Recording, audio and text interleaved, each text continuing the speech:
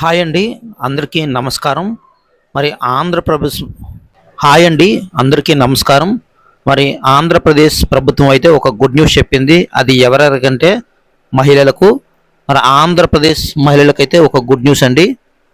త్వరలో ఏసీ బస్సుల్లో కూడా ఫ్రీగా ప్రయాణం చేయొచ్చు. అవునండి, మీరు వింటుంది నిజమే. త్వరలో ఆంధ్రప్రదేశ్లో మహిళలందరూ స్త్రీ శక్తి పథకం ద్వారా త్వరలో ఫ్రీగా ఏసీ బస్సుల్లో ప్రయాణించే సౌకర్యాన్ని మనకి ఆంధ్రప్రదేశ్ ప్రభుత్వం అతి త్వరలో కల్పిస్తుంది. మనందరికీ తెలుసు కదా, ఆంధ్రప్రదేశ్ ప్రభుత్వం స్త్రీ శక్తి పథకం ద్వారా ఆగస్టు 15 నుంచి రాష్ట్ర వ్యాప్తంగా ఫ్రీ బస్ అనేది అమలు చేసింది మహిళలకి. సో ఆల్రెడీ ఈ సర్వీస్ అనేది కొనసాగుతుంది. అయితే ఇది ఇలా ఉండగా ఆర్టీసీ ఎండి ద్వారకా తిరుమలరావు గారు త్వరలో ఎలక్ట్రికల్ ఏసీ బస్సుల్లో కూడా ఈ స్త్రీ శక్తి పథకాన్ని అమలు చేయనున్నట్లు వెల్లడించారనమాట. కాబట్టి రాష్ట్రంలో మొత్తం 1050 ఎలక్ట్రికల్ బస్సులు అయితే త్వరలో రానున్నాయి. వీటిలో 300 బస్సులను తిరుపతికి, మిగతా 700 బస్సులను 13 ఇతర ప్రాంతాలకు కేటాయించనున్నట్లు తెలిపారు.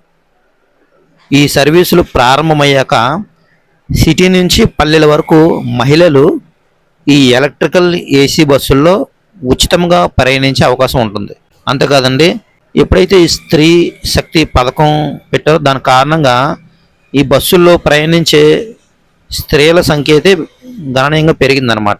దానివలన ఉచితంగా ప్రయాణిస్తున్న మహిళల్లో సహనం, ఓర్పు చాలా ముఖ్యమైనది.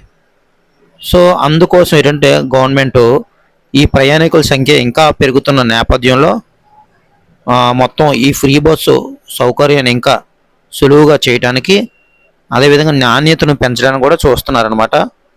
ఈ బస్ స్టాండ్లో వెయిటింగ్లు ఉంటాయి కదా, మరి ఆ బస్ స్టాండ్లో కూర్చోవడానికి ఎక్కువ కుర్చీలు ఉండేలా చూడడానికి, అదేవిధంగా అక్కడ వాటర్ సదుపాయం, అదేవిధంగా టాయిలెట్స్ లాంటివి సౌకర్యాలు ఇవన్నీ కూడా డెవలప్ చేస్తామని చెప్తున్నారనమాట.